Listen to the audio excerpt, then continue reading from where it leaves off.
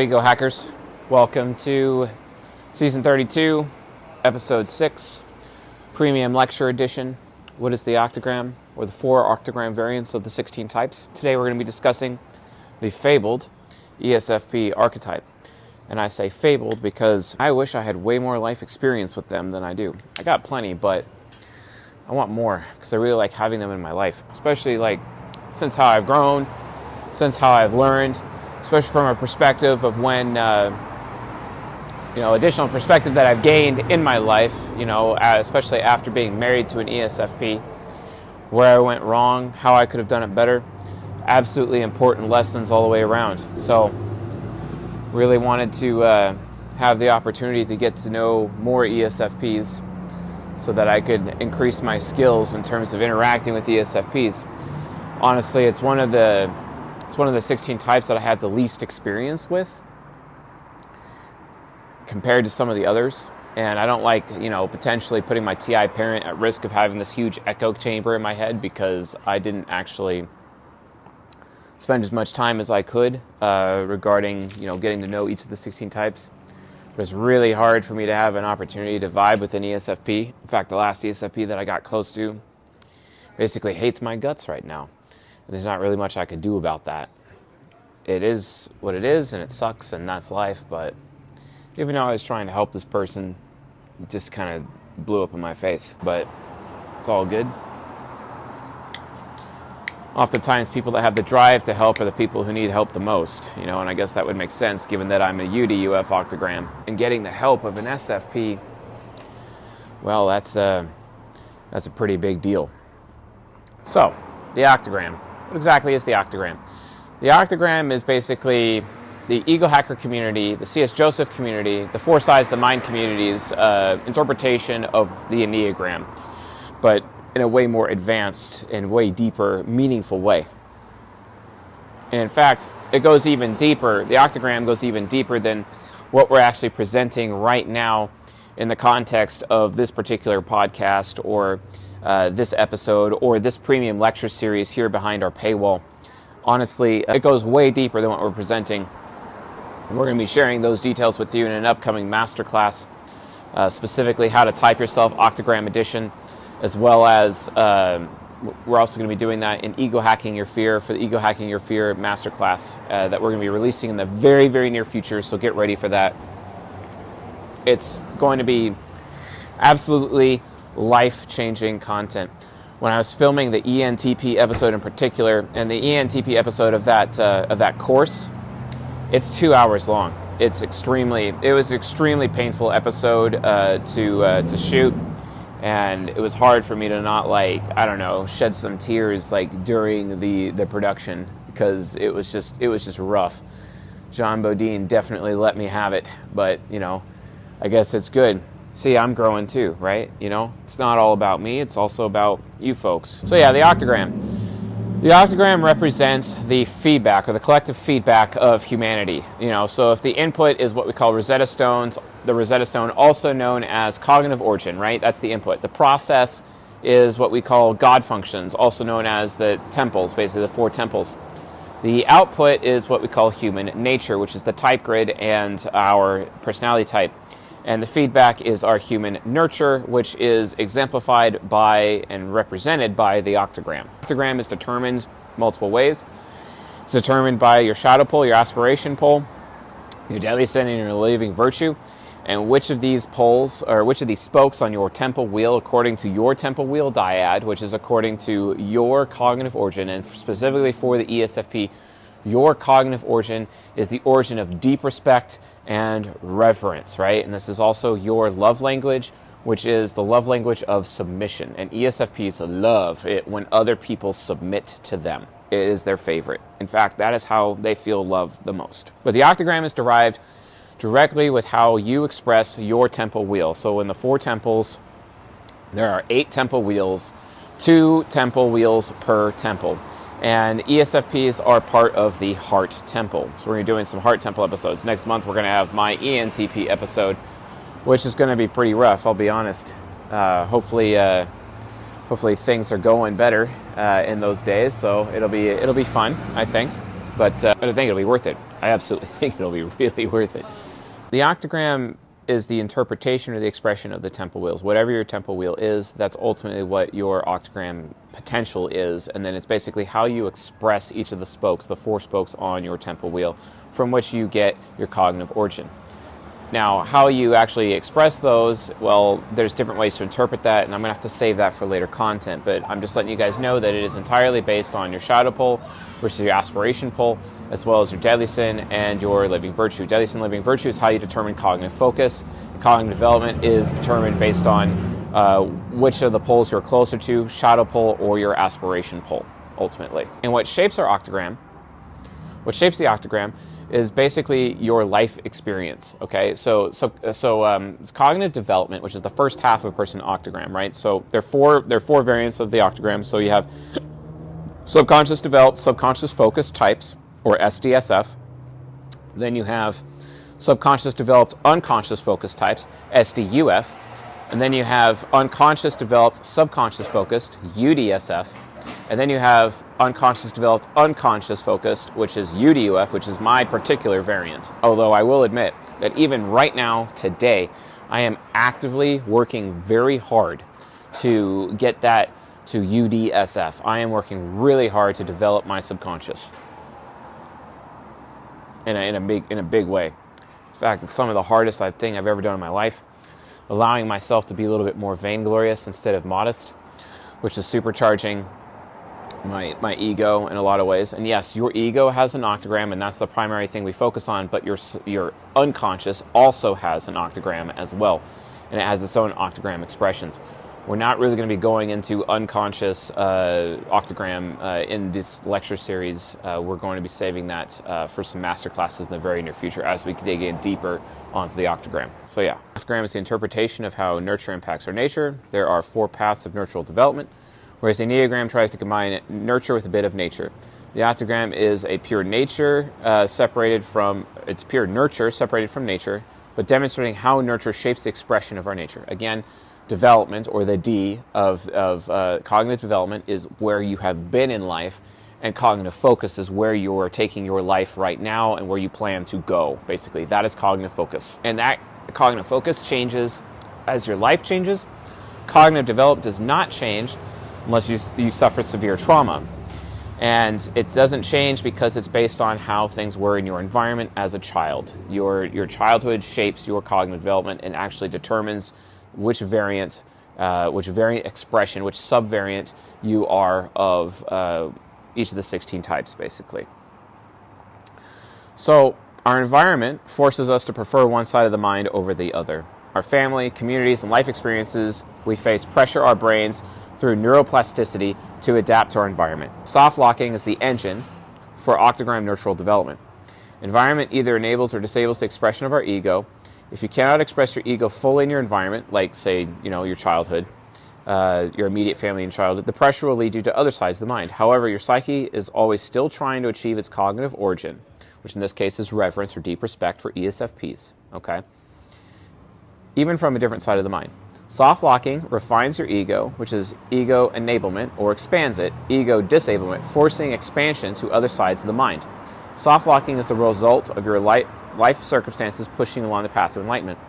And as always, because I say it in every episode, and I just don't want to make sure that it doesn't get left out, because some people don't watch every episode. They usually just watch the episodes that pertain to them. But what's really important is actually understand the nature of soft locking. If you want to learn more about soft locking, you need to watch the Cutting Edge podcast episode here behind the paywall in the Journeyman section. And you need to watch the episode from December 2022, which explains soft locking. Soft locking is absolutely required to understand how the octogram is actually shaped over time. It is the how, okay? So basically, I'll give soft locking in a nutshell.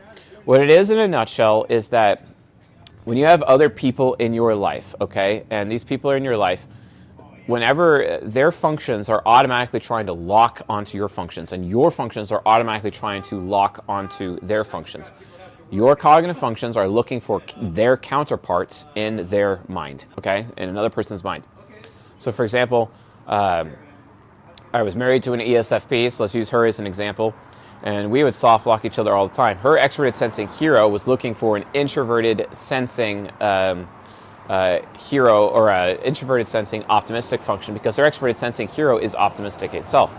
And the closest available introverted sensing that was optimistic was inside my subconscious, which is my ISFJ side of the mind.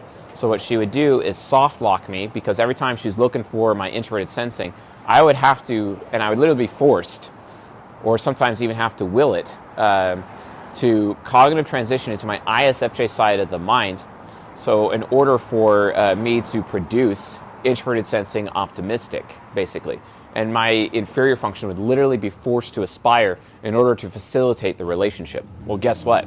That's actually right there why we ultimately grew apart and why we broke up, because my introverted sensing inferior was not aspirational enough for that extroverted sensing hero. It just wasn't. I was really underdeveloped. I was really irresponsible.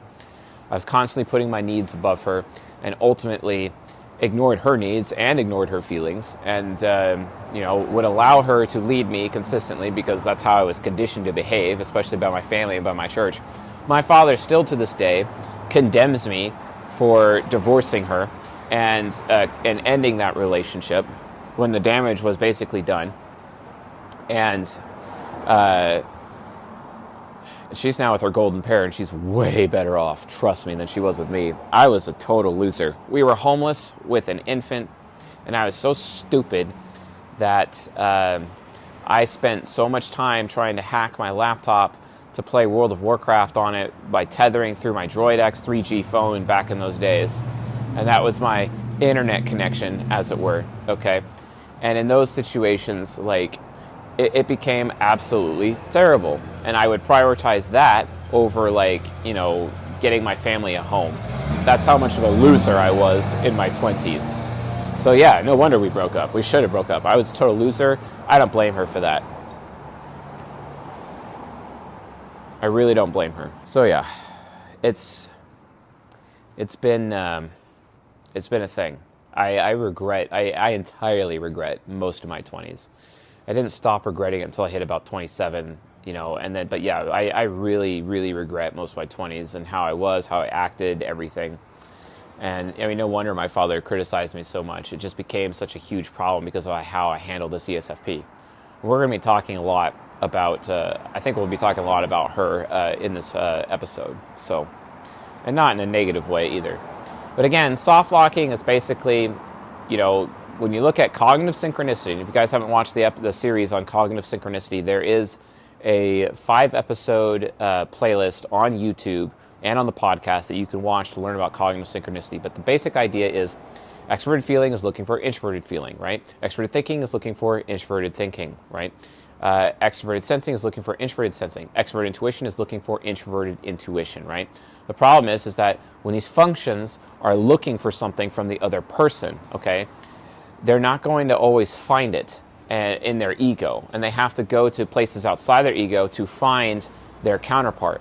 Because, for example, if I'm in a relationship with an ENTJ, right, they have extroverted sensing child. You think that SE child is going to be able to interface directly with my introverted sensing inferior?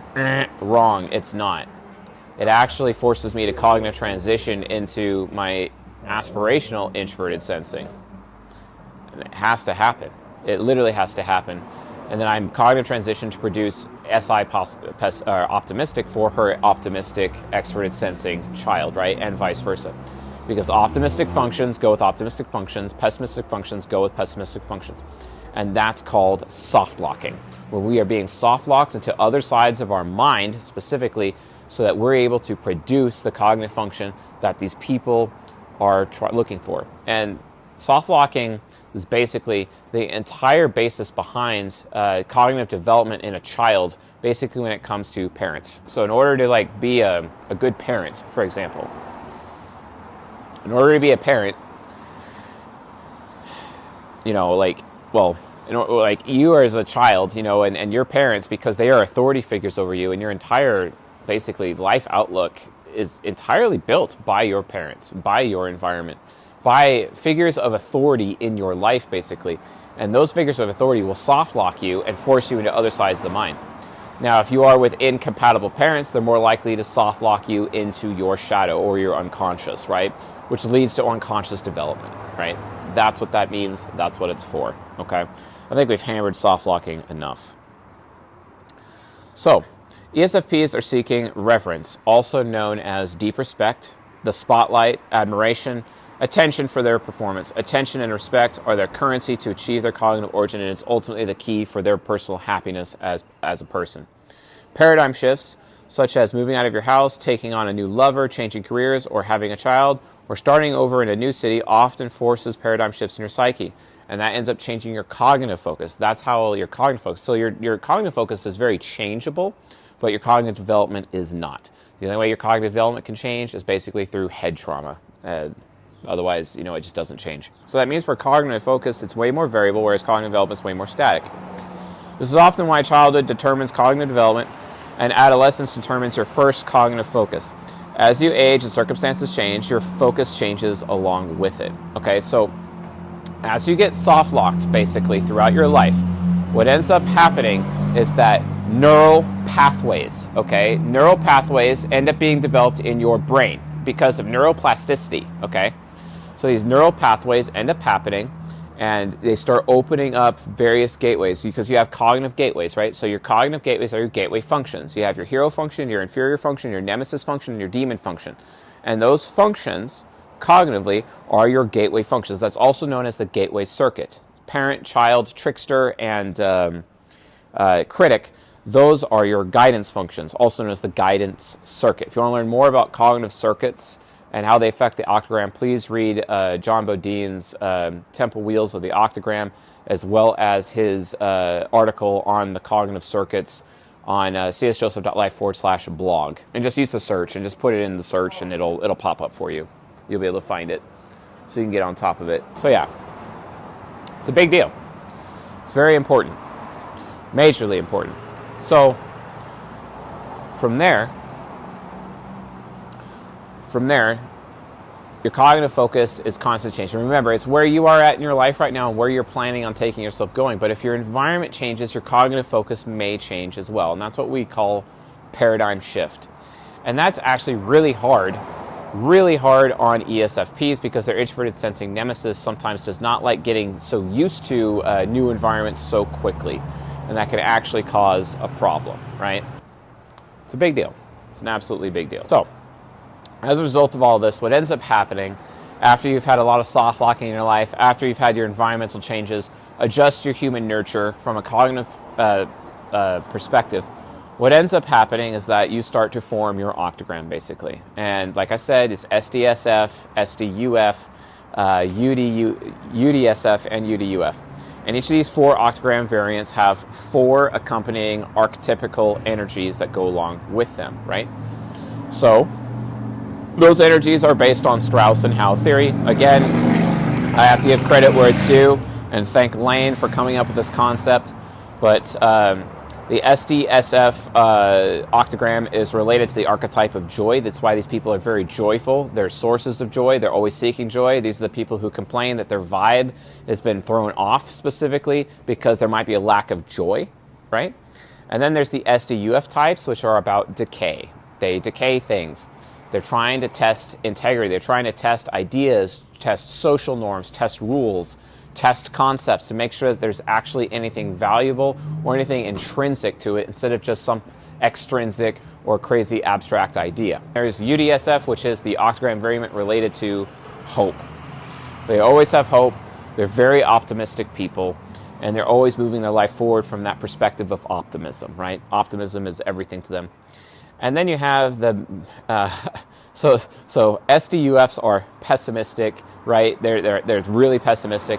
And then you have the optimistic UDSF types. But then you have UDUF, which has a despair energy. And these are the cynics. They are hyper cynical, like very cynical. It's like a deeper level of pessimism when compared to SDUF. And then SDSF, which is the joy, they're like hyper optimistic, right? Very hyper optimistic, and they're very sensitive to those negative vibes as a result. So these are the different octogram energies that thematically happen from that perspective, using Strauss and Howe theory. If you want to learn more about Strauss and Howe theory, pick up the book, The Fourth Turning. I highly recommend that book. It is absolutely critical that every person in this audience reads The Fourth Turning. Please, please read The Fourth Turning. It's a really big deal, okay? So, The Fourth Turning. So now, let's actually discuss the ESFP subvariants themselves and actually go into depth as to what those subvariants are. So the first subvariant is the joy variant, which is SDSF, which is egotism, modesty. They are egotistical, always building up their ego, basically, but they're also very modest at the same time. And the theme for them is, my achievements speak for themselves. My achievements speak for themselves. These are the ESFPs whose reputation precedes them every single time, right? Reputation is everything. So SDSF ESFPs are hyper-developed in their INTJ subconscious, where they have settled on the pursuit of mastery over a few, or one, skill. So they have been enabled to pursue what they want, refining their ego functions. What is the best example of a subconscious-developed, subconscious-focused ESFP in popular culture? That's right, Taylor Swift. Taylor Swift, absolutely. She's an ESFP, but she is an SDSF variant of the ESTP. This is why oftentimes people mistype her as like an INTJ, because she looks so INTJ, because her INTJ subconscious is so hyper-developed, right? That's what that means. That's where that comes from, right? It's very hyper-developed. The reason why is because when she was a little girl, as soon as her family realized that she was a performer, her mother, for example, invested so much in her daughter's ability to perform. It was absolutely everything to her mother, and it became everything to young Taylor Swift. And then she became very good and hyper joyful as a result of her performing success, and then carried that on into adulthood, right? So she is SDSF, hyper enabled by the environment in which she was raised, right? And she settled on the pursuit of mastery over the skill of singing, for example, right? They have been enabled to pursue what they want by refining their ego functions. They just get better and better and better at using their ego. Because subconscious developed ESFPs are developed into their body temple, INTJ side. Okay, so this will be a little bit confusing. This is when we talk about temple influence. Just because, like, for example, ESFPs are members of the heart temple, psychologically speaking, okay? They're members of the heart temple, but all four temple energies are still present in their mind, right? So the body temple has influence over their INTJ subconscious. So ESFPs, when they're using their INTJ subconscious, they really care about body temple things like legacy, okay? The same thing goes with their shadow, with their ENT or their ISFJ shadow. It's very much concerned with character. Character is everything to their ISFJ shadow. And then their superego, which is their ENTP superego, it very, very much cares about its mind temple. It very much cares about performance. It very much cares about the truth and what are the facts, okay? So for SD ESFPs, giving and receiving respect is most sensible only if achievements justify the respect given or received, okay? So if they're not going to go for an achievement unless it's going to get them a lot more status, unless it's going to give them a lot more reverence, unless deep respect is ultimately the result of going after said achievement. They're just not going to bother. And nothing is really going to be important to them unless they do that.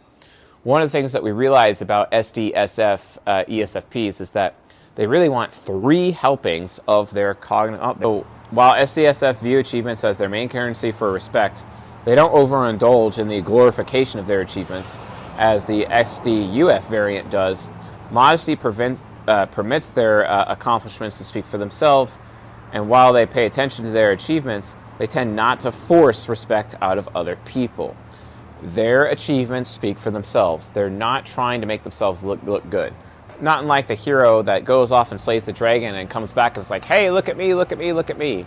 Where the warrior goes off and kills the dragon to protect the village, but no one even knows about it. He was just doing his duty, right? The SDSF ESFP is not going to do it for the glory. They just do it because it's something that they want to do. They know they're pretty satisfied with the glory that they already have, and they know they can always get more of it. So it's kind of like they're resting on their laurels a little bit, but they're just so joyful they can just keep adding more if they need it later. And they always have confidence in their ability to do that. So yeah. Also, modesty enables them to not chase after the respect of others to feel respected within themselves. What they have done will speak for itself. Okay? And remember, that is the archetype energy of joy. Now, let's talk about the archetype energy of decay with the subconscious, developed, unconscious, focused variant of the ESFP. And that is egotism plus vainglory, which is, quote, I am owed respect for what I've done and what I'm capable of. These people, literally extract respect from other people. They go out of their way to extract respect. It's kind of like it's forced respect. And these are the ESFPs that I really have a hard time with. Although, I kind of get it. Because sometimes being UDUF as an ENTP, I extract respect from other people. And intensity is not the same as intimacy. And that's a hard lesson that I personally have had to learn in my own life, being UDUF. It's a really, really painful thing. It's a very painful process. It's not good. It's not an ideal situation. And I really don't recommend it. So, don't be like me. But more on that in the next episode. It's going to be really fascinating as we get down to it. So, SDUF. I'm owed respect for what I've done and what I'm capable of. SDUF ESFPs were enabled in childhood to develop into their INTJ subconscious, but realizing that others wouldn't support their ego in the same way as they got older, they were forced to develop maturity with their unconscious focus manifesting in vainglory. SDUF ESFPs often act as if they believe they deserve attention and respect wherever they go. Vainglory, especially with egotism, can become forceful in extracting respect from others and temperamental when they are unsuccessful. The enablement of their childhood often leads their ISFJ shadow to think it is owed the spotlight. Because from their perspective, the more they achieve, the more achievements they do, and oftentimes because of the unconscious focus, because ISFJ shadow is very outward focused, it's focused on being supportive of others, so oftentimes they guide their achievements basically from the perspective of making it all about other people and contributing to other people. So it's like, hey, I contributed to you with my achievements, therefore you owe me respect, right? Because I spent effort on you, you owe me respect, which is rough. But the introverted sensing nemesis can be used instead for the ESFP to put in the effort so that their performance can be worthy of the spotlight again. The rude awakening for SDUF ESFPs is when they realize that attention from the rest of the world is not actually cheap, and respect is not often granted by default. Oh my God, that's so hard for them to hear.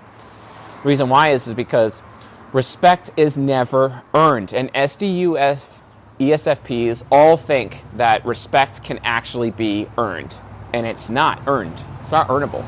It's just like love can't be earned. You can't earn respect. You can't earn love. It is only given. It is only given. It is only ever given.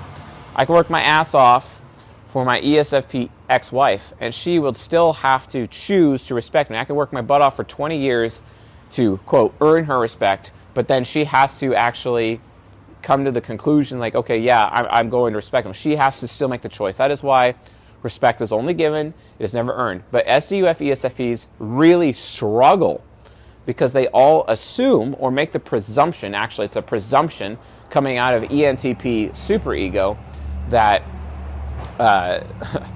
that respect is earned. It's a big, big problem, right? So SDUF ESFPs are often locked in the past when things were good. They're hyper nostalgic and are afraid the spotlight will never find them again. That's why they constantly want to get the spotlight. They're constantly trying to extract the spotlight from others whenever possible. This can lead to a large amount of feelings of loneliness in ESFPs who are SDUF. So learning to share the spotlight, for example, is not a bad start for subconscious developed, unconscious focused ESFPs developing their maturity. But if they are to use vainglory, their maturity demands that they don't be entitled to reverence, but are willing to put in the effort to actually provide value to other people's lives, regardless as to whether or not people actually respect them. This ends up creating like a self-fulfilling prophecy, okay? This self-fulfilling prophecy, because what they realize is that if they share their spotlight with other people, those people will actually end up respecting them even more, right? That's a really big deal. That's a huge deal. You know, and that's even something that I've had to learn myself with my own ESFP superego. It's actually a very hard lesson to learn. It's very difficult, even for me. So that's, in a nutshell, what SDUF ESFPs look like. Let's move on to the hope one, the hope variant, which is UDSF, desecration and modesty. Who I am determines what I will do. This is, again, it's all about who I am, my own personal identity, which is related to specifically, you know, the soul temple influence upon their ISFJ shadow, basically. And these are people, because their unconscious developed, they did not have a really good childhood. They learned from the school of hard knocks, just like I always have to. Oh my God. Anyway, who I am determines what I will do. UDSF ESFPs developed into their ISFJ shadow in childhood, being taken out of the spotlight and into a more servile background role.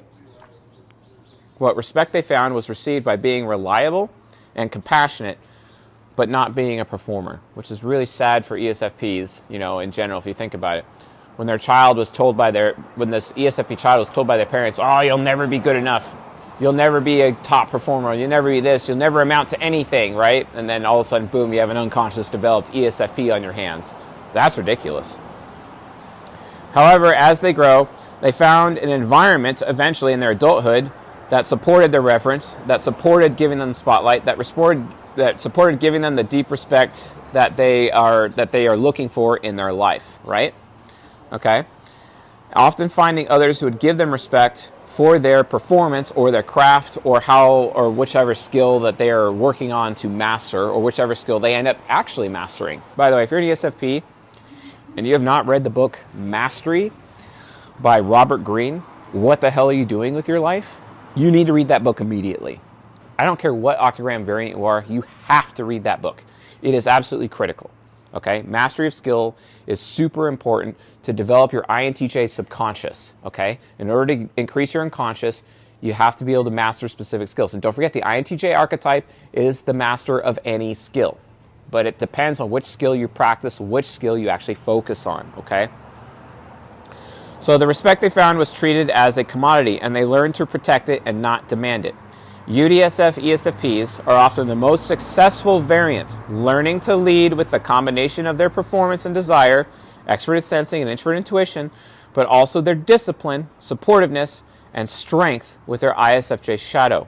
They pursue contentment, also known as satisfaction, as a means to siphon in the reference. Okay, so this is why, for example, UDSF variants, while they care about reverence, they're looking for 2 helpings of reverence, right? But 1 helping of satisfaction. Okay, just like SDUF, it's also 2 helpings of reverence, 1 helping of satisfaction. And that's why SDUF octogram and UDSF octogram, in terms of golden pairs, definitely belong with one another. And it's not the case for atypicals. Atypicals like SDSF and UDUF, which are rarer, okay? Atypicals need to be with fellow atypical octogram variants. And in the case of golden pair, it needs to be the same. So UDSF ESFPs desecrate others, which means to reduce other people's egos, okay? Take them down a couple notch, who they believe need to have more self-respect. Tearing down the false presentations of modesty, they'd prefer others to be a little bit more self-serving and self-interested and own it rather than hide beneath the guise of altruism.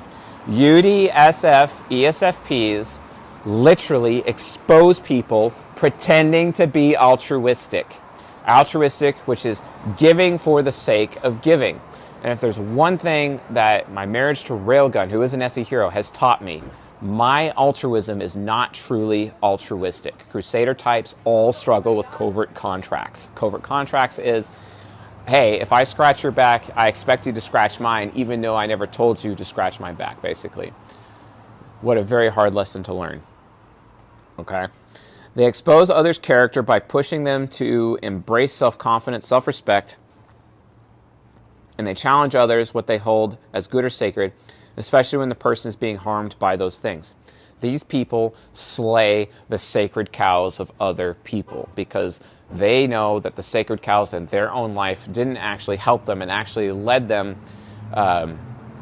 It's like they have this perspective of, really go out of your way to appreciate what you actually have. Get contentment from what you already have. Now, the UDUF ESFP, also known as desecration and vainglory, which is respect will be provided when nothing falsely sacred remains standing. Yeah. Basically, they have absolutely zero tolerance for sacred cows, zero tolerance for people's ego investments, because the ESFP's own ego investments have done nothing more than to harm their own ego investments, basically, which is extremely rough, extremely difficult for these people. These people were hella disabled in childhood, and they're really disabled in their adulthood, right? UDUF people oftentimes end up getting the reputation of having a victim mindset, which is also not very healthy and a problem. So UDUF ESFPs were completely disabled in their early environment, broken down perhaps, not respected, with no room or opportunity for the spotlight. They were rejected for their attempts at performing and gaining respect, and were likely forced to show respect to others, possibly a parent, and forced to show respect to others that they themselves, through their extroverted feeling critic, believed that those other people did not deserve their respect, but they were forced to give respect to those people anyway, even though they themselves believed that that person did not actually deserve respect. Be very careful when you're raising an ESFP, because you don't want them to have that perspective. So they were rejected for their attempts at performing and gaining respect. They were likely forced to show respect to others, possibly a parent, or even as serve younger siblings, instead of being supported in pursuing their own performance and achievements that would garner them respect.